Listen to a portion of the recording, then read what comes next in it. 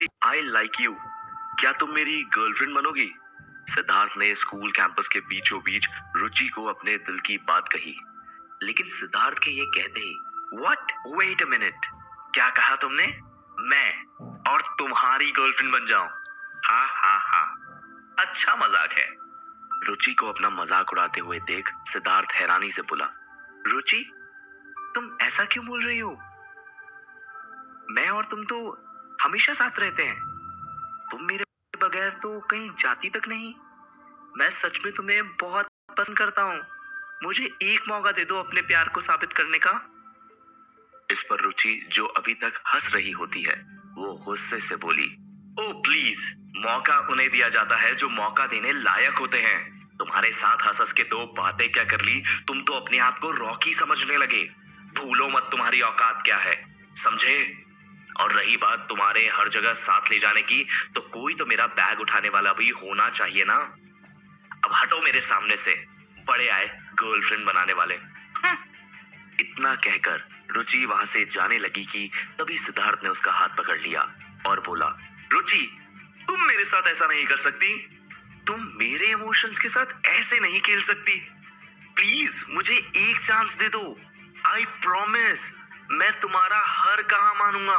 लेकिन सिद्धार्थ को अपना हाथ पकड़े देख रुचि को गुस्सा आ जाता है और वो झटके से अपना हाथ सिद्धार्थ के हाथ से छुड़ाते हुए बोलती है, तुम्हारी इतनी हिम्मत कि तुम मेरा हाथ पकड़ो? जब तक तुम जैसे लोगों को मजा ना चखाया जाए ना, तब तक तुम लोगों का ना दिमाग ठिकाने नहीं आता। रुको तुम, अभी तुम्हारा सारा प्यार का बुखार उतारती हूँ। और इतना कहकर रुचि वहां से स्कूल के अंदर चली जाती है। और फिर कुछ देर में स्कूल के प्रिंसिपल मिस्टर सुरेश वर्मा गुस्से से तिलमिलाते हुए सिद्धार्थ के क्लासरूम में जाकर उसे क्लासरूम के बाहर बुलाते हैं। सिद्धार्थ, अपना बैग लेकर बाहर आओ, अभी के अभी। प्रिंसिपल की बात सुनते ही सिद्धार्थ चुपचाप अपना बैग उठाता है और क्लासरूम के बाहर आ जाता है। लेकिन उसके बाहर आते ही प्रिंसिपल सुरेश उस पर बरस पड़ते हैं। तुम्हें स्कूल से निकाला जा रहा है, तो तुम अपना ये बैग वैग लेकर तुरंत यहाँ से दफा हो जाओ। लेकिन प्रिंसिपल सुरेश वर्मा की बातों से सिद्धार्थ को कुछ समझ नहीं आ रहा होता। इसलिए सिद्धार्थ शांति से प्रिंसिपल सुरेश से पूछता है, लेकिन सर, आप मुझे स्कूल से ऐसे नहीं निकाल सकते। कम से कम मुझे स्कूल से निकाले जाने की वजह तो पता होनी चाहिए कि आखिर क्यों मुझे स्कूल से निकाला जा रहा है। दिल्ली स्कूल ऑफ एक्सीलेंस शहर के सबसे बड़े स्कूल में से एक है और इस वक्त मिस्टर वर्मा अपने स्कूल की रेप्यूटेशन और कंप्लेंट्स की वजह से सिद्धार्थ पर बरस रहे हैं।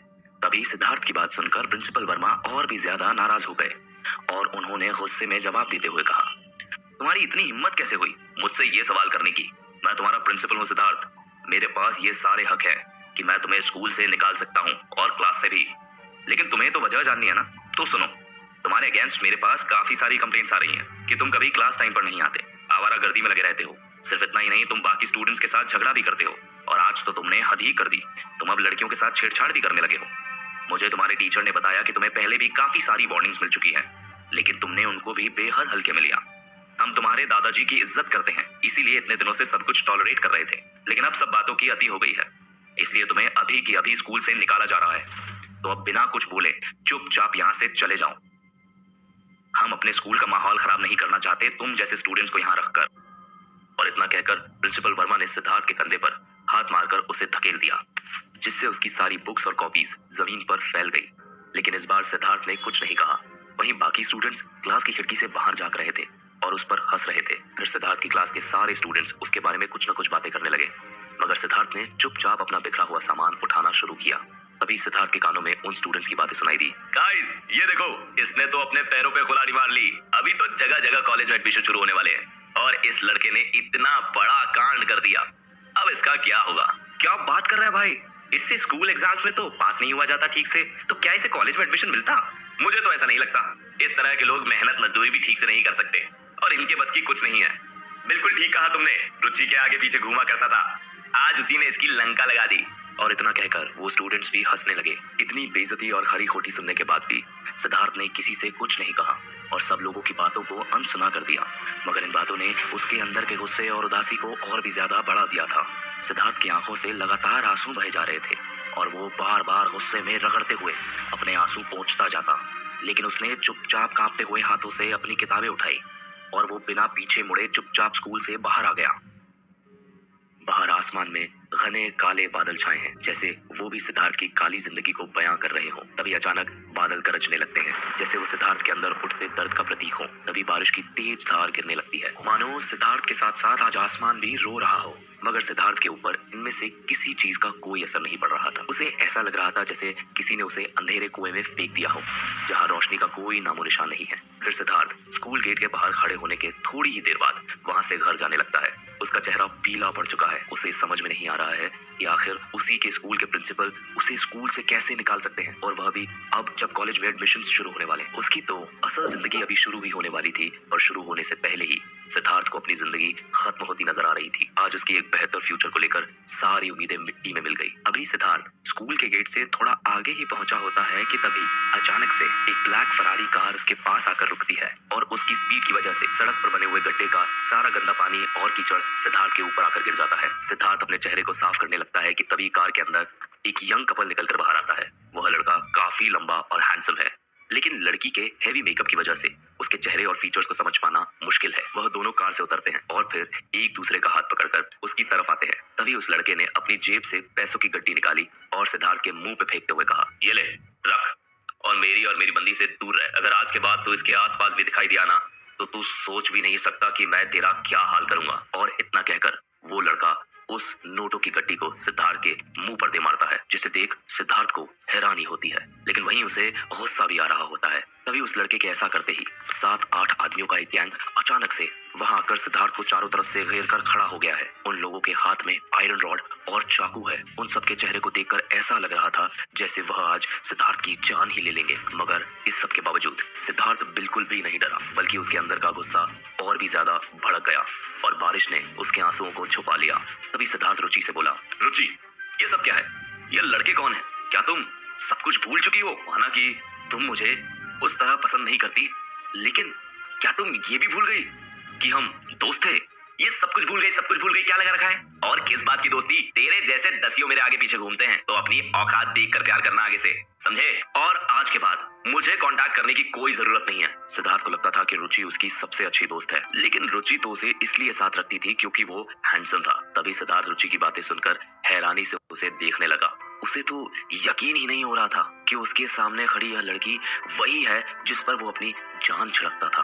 आखिरकार सिद्धार्थ ने अपने आप को संभाला और उस लड़के रॉकी मल्होत्रा की तरफ देखकर कहा, अपने पैसे अपने पास रखो, मुझे इनकी कोई जरूरत नहीं है। और खबरदार, जो अपने मुंह से कुछ भी निकाला तो मुझे तुम जैसे लोगों के मुंह ही नहीं लगना।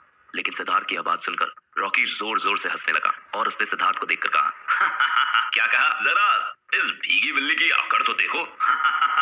मैं तो तुम्हें नीचा दिखाना चाहता हूँ, मुझे तो इसमें बड़ा मजा आ रहा है।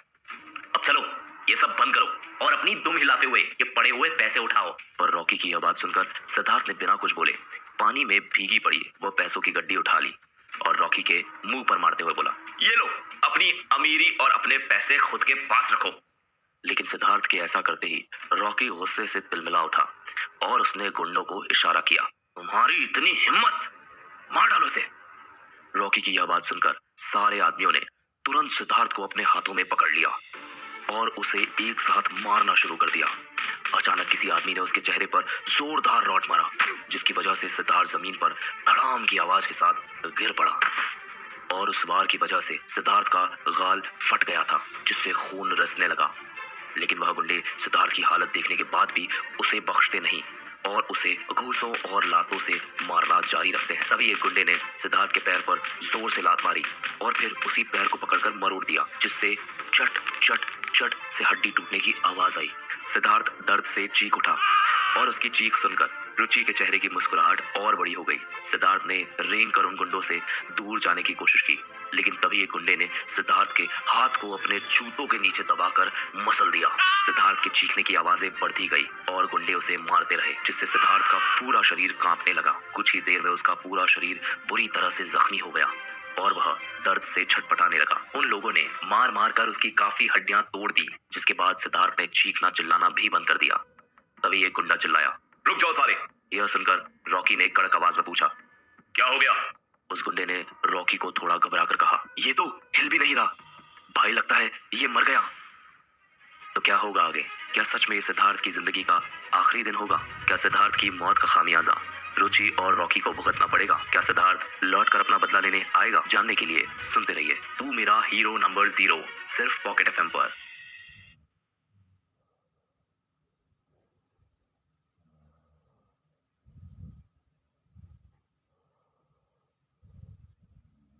भाई मर गया। उस गुंडे के ये शब्द सुनते ही रुचि चौंक गई। मर गया? इस पर रॉकी उस गुंडे से बोला, ध्यान से चेक करो। रॉकी के इतना कहते ही गुंडा एक बार फिर सिद्धार्थ के सीने पर हाथ रखकर उसकी धड़कनें चेक करता है, लेकिन उसे सिद्धार्थ की धड़कन नहीं सुनाई देती। ये देखकर रुचि घबरा कर बोली, शिट शिट शिट, ये मर गया, अब क्या होगा? मुझे जेल नहीं जाना। तुमको हीरो बनना था ना, तुमने मार दिया इसे। ये सब तुम्हारी वजह से हुआ है, मैं पुलिस को जाकर सब कुछ बता दूंगी। लेकिन रॉकी रुचि को शांत करते हुए बोला, चुप हो जाओ और चिल करो, इसके मरने से किसी को क्या फर्क पड़ता है?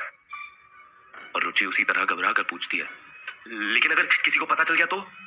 लेकिन रॉकी एकदम आराम से बोलता है, किसी को कुछ पता नहीं चलेगा, तुम बस एक बात का ध्यान रखना कि तुमने इसको तुम्हें प्रपोज करने के बाद कहीं देखा ही नहीं, ठीक है? और तुम लोग सुनो, इसे उठाकर तालाब में फेंक दो, ऐसा लगना चाहिए जैसे पानी में डूबकर इसकी मौत हुई है, ठीक है? जाओ उसकी लाश ठिकाने लगा दो। रॉकी की बात सुनते ही उन गुंडों ने एक भी सेकंड गवाए बिना सिद्धार्थ के बेजान शरीर को उठाया और उसे वैन में डालकर वहां से गायब हो गए। तभी रॉकी ने रुचि की तरफ देखकर कहा, तो हम कहाँ थे? हाँ, तुम्हारे इस खूबसूरत चेहरे पर। पर रुचि को घबराया हुआ देखकर रॉकी प्यार से उससे कहता है, मुझे पता है कि क्या चीज तुम्हारे मूड को अच्छा कर देगी। मेरा मेहरौली वाला फार्म हाउस खाली है बेबी गर्ल। रॉकी को ऐसे प्यार जताते देख रुचि का मूड भी थोड़ा ठीक हो जाता है और वो उससे कहती है, तुम मुझे बहुत अच्छे से जानते हो, लेकिन वो मेरा फोन पुराना हो गया है, मुझे एक नया फोन दिलवा दो, उसके बाद तुम्हें मेरे साथ जो करना है वो कर लेना। और इतना कहते हुए रुचि ने तुरंत अपनी बाहें रॉकी के गले में डाल दी। तो सच में? इतना कहते हुए रॉकी ने रुचि का चेहरा अपनी हथेली से भरा और अपनी हवस भरी निगाहों से रुचि को देखते हुए बोला, अगर ऐसा है तो चलो। इतना कहते ही रॉकी ने रुचि को कसकर उसकी कमर से पकड़ा और वो उसे वहीं सबके सामने किस करने लगा। रुचि ने काफी हैवी मेकअप किया हुआ है और बोल्ड रेड कलर की लिपस्टिक लगाई हुई है। स्कूल के बच्चे ज्यादातर टीचर्स की बताई हुई बातों का ध्यान रखते हैं और स्कूल के रूल्स एंड रेगुलेशंस के हिसाब से ही यूनिफॉर्म पहनते हैं, मगर इसके बावजूद भी रुचि ने अपने स्कूल के शर्ट के ऊपर के 2 बटन खोले हुए हैं, जिसमें उसकी क्लीवेज साफ नजर आ रही है। इसके अलावा उसकी स्कर्ट भी बाकी बच्चों के मुकाबले काफी ऊंची है। वहीं दूसरी तरफ रॉकी काफी मस्कुलर लड़का है, जिसने अपनी शर्ट के कॉलर खड़े किए हुए हैं। उसने एक कान में डायमंड ईयरिंग पहना हुआ है, तो उसके गले में एक मोटी गोल्ड की चेन है। उसने अपने बाल जेल लगाकर खड़े किए हुए हैं। वो दोनों पूरी तरह से एक दूसरे में डूब गए हैं। जब वो दोनों अपने ऊपर काबू नहीं कर पाए तो रॉकी ने रुचि को अपनी गोद में उठा लिया और फरारी में बिठा दिया। फिर कुछ ही देर में फरारी हवा की रफ्तार से वहां से फरार हो गई। रह रहकर बादल घुमड़ रहे हैं, ऐसा लग रहा है जैसे कुछ घटने वाला है, लेकिन क्या? तभी तालाब के पास एक गाड़ी रुकने की आवाज आई। भारी बारिश में उस गाड़ी में से 2 लोग उतरे। ये 2 लोग और कोई नहीं बल्कि रॉकी के गुंडे हैं। एक आदमी ने तुरंत अपने आसपास देखते हुए आदमी से कहा, जल्दी कर जल्दी, अभी कोई नहीं है यहाँ। तूने ऐसे ही देर लगाई और किसी ने अपने को देख लिया ना तो पंगा हो जाएगा।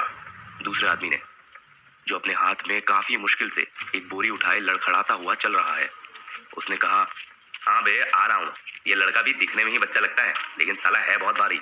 दूसरे आदमी ने भी जाकर तुरंत उसकी मदद की और वो दोनों मिलकर उस बोरी को उठाए और उसे तालाब के किनारे ले आए। उसे नीचे जमीन पर पटकते ही उन्होंने भारी सांस लेते हुए कहा, अब जल्दी से उसे उठाकर फेंक दे, नहीं तो कोई हमें यहाँ देख लेगा। उसने तुरंत जैसे तैसे करके बोरी से सिद्धार्थ को बाहर निकाला और उसे उठाकर एक झटके में तालाब में फेंक दिया, जिससे एक जोर की छपाक की आवाज हुई और सिद्धार्थ की बॉडी तालाब के तल की ओर डूबने लगी। तभी वो गुंडे तुरंत ही वैन में बैठकर वहां से भाग निकले। काई से हरा हो चुका एक बड़ा सा तालाब और इसी पानी में सिद्धार्थ उस तालाब के तल की तरफ बढ़ रहा है। और तभी जैसे सिद्धार्थ को एहसास हुआ कि वो डूब रहा है और वो खुद को बचाने की कोशिश में लग जाता है। सिद्धार्थ अपने एक हाथ और पैर से तैरने की लगातार कोशिश कर रहा है, क्योंकि उसका एक हाथ और एक पैर तो उन गुंडों ने तोड़ दिया था। सिद्धार्थ डूबता जा रहा है, लेकिन सिद्धार्थ बार बार ऊपर आने की कोशिश करता है, इस उम्मीद में कि वो खुद को बचा लेगा, लेकिन उसकी सांसें अब उसका साथ देना छोड़ देती हैं। सिद्धार्थ को आसमान में वो काले काले बादल दिखाई दे रहे हैं, उसमें चमकती रोशनी दिखाई दे रही है और उस रोशनी को देखकर सिद्धार्थ में ऊर्जा आती है और वो खुद को बचाने की कोशिश करता है, लेकिन कई बार कोशिश करने के बावजूद भी वो हार जाता है और उसकी लाचारी जीत जाती है। फिर उसका शरीर स्थिर हो जाता है और धीरे धीरे तालाब के तल की तरफ डूबने लगता है।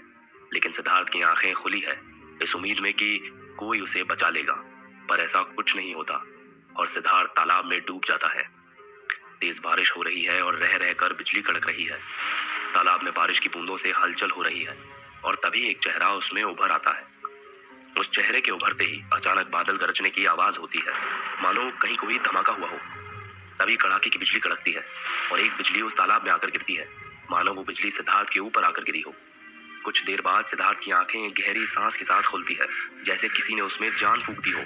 सिद्धार्थ अपने शरीर को तालाब में तैरता देख हैरान है। तभी उसकी पैर की उंगलियों में हरकत होती है, फिर उसके हाथ की उंगलियों में हरकत होती है। धीरे धीरे सिद्धार्थ को अपने शरीर में जान सी महसूस होती है, तो वो तैरता हुआ तालाब के किनारे आ जाता है। किनारे पर पहुंचते ही वो घसीटता हुआ पानी से बाहर निकलता है और बाहर आते ही जोर जोर से खांसते हुए जमीन पर गिर जाता है। वो लगातार खांसते जा रहा है और उसके मुंह से पानी निकलते जा रहा है।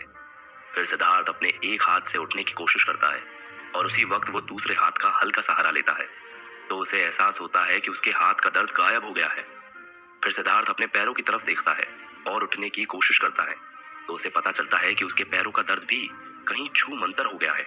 लेकिन अचानक सिद्धार्थ धड़ाम से उस कीचड़ भरी जमीन पर गिर पड़ता है और जोर जोर से खांसने लगता है। अब उसमें इतनी ताकत नहीं होती कि वो वापस खड़ा हो पाए। शाम का वक्त है, बादल छट चुके हैं। बारिश होने के बाद का आसमान अपने साथ नई ताजगी लिए हुए है। हर तरफ सूरज की लालिमा छा गई है। पेड़ पौधे नहा लिए हैं और पंछी अपने अपने घरों की ओर लौट रहे हैं। हर तरफ मन को शांत कर देने वाली रोशनी फैली हुई है। तभी तालाब किनारे सिद्धार्थ को होश आता है। अपनी आंखें खोलने के बाद सिद्धार्थ उठकर चारों तरफ देखता है। फिर वह किसी तरह खुद को खड़ा करता है और धीरे धीरे चलता हुआ सड़क के किनारे आ जाता है। सिद्धार्थ को कुछ समझ नहीं आ रहा होता कि उसके साथ आखिर हुआ क्या था। स्कूल के प्रिंसिपल, रुचि, फिर रॉकी और उसके गुंडे, सब कुछ सिद्धार्थ के दिमाग में एक एक करके सामने आने लगता है। सिद्धार्थ का ये समझना मुश्किल हो रहा होता है कि जब रॉकी के गुंडों ने उसकी हालत अधमरी कर दी थी तो वो ठीक कैसे हो गया, कैसे उसका दर्द हवा हो गया, कैसे उसकी सारी चोटें अपने आप गायब हो गई। यही सब सोचते हुए सिद्धार्थ अपने घर की तरफ चला जा रहा है। सिद्धार्थ दिल्ली शहर के छोटे से एरिया में रहता है। सिद्धार्थ उन सकड़ी गलियों से होता हुआ अपने घर की तरफ जा रहा है। वहां पर एक जैसे छोटे छोटे घर हैं और उन घरों के बाहर गंदी नालियां हैं। अगर कोई भी इंसान वहां पर आए तो वह उस गली में घुसना भी पसंद नहीं करेगा, लेकिन सिद्धार्थ के लिए ये सब बेहद आम है। वो इन्हीं गलियों में खेल कूद कर बड़ा हुआ है। जब सिद्धार्थ घर पहुंचता है तो उसने देखा कि उसके पिता बसंत सिंह दरवाजे पर खड़े बीड़ी पी रहे हैं। उसने घर के अंदर झांक कर देखा तो अंदर उसकी माँ सुनीता एक कोने में बैठकर रो रही है और उसकी बहन श्वेता, जिसे प्यार से घर पर गुड़िया बुलाते हैं, बिना किसी से कहे चुपचाप अपना होमवर्क कर रही है। घर की ऐसी हालत देखकर सिद्धार्थ समझ गया कि जरूर कुछ न कुछ हुआ है। सिद्धार्थ घर के अंदर जाने लगता है कि तभी उसके पिता उसे घूरते हुए देखते हैं और उस सुलगती हुई बीड़ी को फेंक कर अपने पैरों के नीचे रौंद देते हैं। फिर वो सिद्धार्थ पर चिल्लाने लगते हैं, ई देखो आई गल नेताजी, आवा आवा, तुम्हारे ही का इंतजार था। अब हुजूर बताने की कृपा करबो कि इतनी देर से कहाँ लग गए। इतना कहकर उन्होंने अपने बेटे को ऊपर से नीचे तक देखा और अपनी सख्त आवाज में पूछा, और ये तुम्हारे कपड़े क्यों भीगे हैं? अपने पिता को गुस्से में देखकर सिद्धार्थ सहम गया। वो मैं फिसल कर तालाब में गिर गया था, इसलिए मेरे कपड़े गीले हो गए। लेकिन बसंत सिद्धार्थ का कान कसकर पकड़कर बोले, अच्छा अच्छा, सुना गुड़िया की माँ, ये तुम्हारे लाडले सपूत स्कूल छोड़कर तालाब किनारे बैठकर पढ़ते हैं। तुम्हारे स्कूल से फोन आया रहा और वो बताए कि वो तुमका स्कूल से निकाल दिए हैं। यह सुनकर सिद्धार्थ हैरान हो गया, मगर उसने चुपचाप हाँ में अपना सिर हिला दिया। उसके परिवार को ये आज नहीं तो कल पता चलना ही था। वो चाहकर भी इस बात को उन लोगों से छुपा नहीं सकता था। नालायक, तुम सबके सामने हमारी नाक कटवा दिए। तुम लड़कियां छेड़त रहे अपने स्कूल में। हम तुम्हारे लिए यहाँ दिन रात एक कर दिए रहे हैं और तुम अपने उ लफंगा दोस्तन के साथ हीरोगर्दी करता हो। सुन रही हो ना गुड़िया की माँ? इनका क्या नाम है? उनका इनका कबीर सिंह बने का है। रहने खाने का ठिकाना है नहीं ठीक से और ये चले हैं हीरो बनने। तुम का हमारी छाती पर मूंग दाल का ठेका लिए हो। बसंत गुस्से में डांटते। सिद्धार्थ चुपचाप अपना सिर नीचे किए अपने पिता की डांट फटकार सुनता रहा। उसकी आंखें नम हैं, क्योंकि उसे तो अपने दुख दर्द सुनाने का मौका ही नहीं मिला। वो अपने पिता को बताना चाहता है कि कैसे उसे जान से मारने की कोशिश की गई, कैसे उसे उसके गरीब होने की सजा दी गई। लेकिन अपने पिता की फटकार के आगे सिद्धार्थ के होंठ सिल जाते हैं। वहीं घर के अंदर सुनीता का रोना और भी तेज हो गया। उन्हें अपने बेटे के लिए बहुत बुरा लग रहा है। सिद्धार्थ पिछले 10 सालों से काफी मन लगाकर पढ़ रहा है और उन्हें पूरा यकीन है कि उसका कॉलेज में एडमिशन भी बहुत आसानी से हो जाता। मगर इतने जरूरी समय में स्कूल वालों ने बेरहमी से उसे स्कूल से निकाल दिया। उन्होंने एक तरीके से उनके बेटे की जिंदगी खराब कर दी। यही सिद्धार्थ को अपने माँ बाप के लिए काफी बुरा लग रहा है। बेशक वो लोग उसके सगे माँ बाप नहीं है, मगर जब से सिद्धार्थ 4 साल का था और वो उन लोगों की जिंदगी में आया, तब से सुनीता और बसंत ने सिद्धार्थ को बेहद प्यार और सपोर्ट दिया। इसीलिए वो जानता था कि उसके माँ बाप के लिए ये कितना बड़ा झटका है। तभी सिद्धार्थ के पिता बसंत ने लगभग चीखते हुए कहा, अब बस बहुत हुई गवाह। आज तुम ई घर की चौखट के अंदर कदम नहीं रखोगे, और रखा तो अब हम तुम्हारी चमड़ी उधेड़ दब। और इतना कहकर बसंत घर का दरवाजा बाहर से बंद करके चले गए और सिद्धार्थ घर की चौखट पर खड़े खड़े कांपता रहा। बसंत के जाने के बाद सिद्धार्थ घर की दीवार का सहारा लेकर बैठ गया। आज जो कुछ भी हुआ वो उसके लिए कोई आम बात नहीं है। उसका दिमाग इन्हीं सब बातों में उलझा रहा और देखते ही देखते रात हो गई। अंधेरा छा चुका है और आसमान में चांद खिला हुआ है। कुछ देर बाद वहां पर चहल पहल कम हो गई और कुत्तों के भौंकने की आवाज आने लगी। तभी सिद्धार्थ को दरवाजा खुलने की आवाज आई तो वह उस तरफ देखने लगा। वहीं उसकी माँ सुनीता ने अपने बेटे की हालत देखते ही उसे गले से लगा लिया और कहा, हमार बाबू, चल हमारे साथ भीतर चल। कितनी देर से यहाँ बैठे बैठे कांप रहा है। घर के अंदर आते ही उन्होंने अपने आंसू साफ किए और अपनी साड़ी के आंचल से ही सिद्धार्थ का भीगा हुआ शरीर पोंछने लगी। बाबू, जा भीतर कमरा में जाकर अपना कपड़ा बदल ले, नहीं तो सर्दी लग जाए। हम तुम्हारे लिए कछु खाने को लेकर आते हैं। ये सुनते ही सिद्धार्थ बिना कुछ कहे अपने कमरे में चला जाता है। सिद्धार्थ ने नहाने के बाद अपने कपड़े बदल लिए और बिस्तर पर आकर बैठ गया। उसे अभी भी समझ नहीं आ रहा होता कि आखिर उसके साथ ये चमत्कार कैसे हुआ। तो क्या होगा इस कहानी में आगे? ये कैसा करिश्मा था जिससे अपनी सांसों को छोड़ चुका इंसान जिंदा हो गया, और क्या क्या बदलाव हुए हैं सिद्धार्थ के साथ? जानने के लिए सुनते रहिए तू मेरा हीरो नंबर 0, सिर्फ पॉकेट एफएम पर।